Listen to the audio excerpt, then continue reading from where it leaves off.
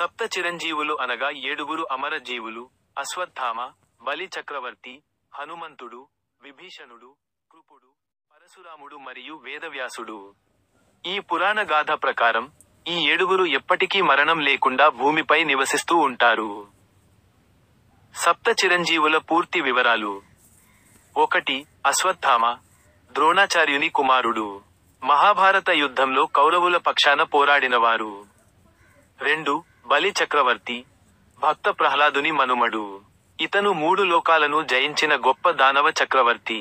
వామనుడికి విష్ణుమూర్తి అవతారం. 3 అడుగుల భూమిని దానం చేసి అతని పాదాల కిందకు వెళ్ళిపోయాడు. 3. హనుమంతుడు, వాయుదేవుని కుమారుడు.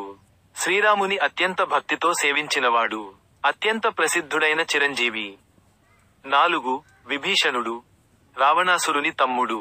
శ్రీరాముడికి లంకాదహనంలో సహాయం చేసి చివరకు ధర్మపక్షాన నిలచి శ్రీరామునిచే చిరంజీవిగా వరమందారు. 5.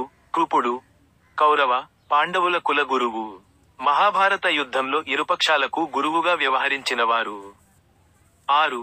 పరశురాముడు, విష్ణుమూర్తి యొక్క 6వ అవతారం. క్షత్రియులను సంహరించిన మహర్షి. ఇంకా 7. వేదవ్యాసుడు, మహాభారత, భాగవత పురాణాలను రచించినవారు. వేదాలను విభజించిన మహర్షి.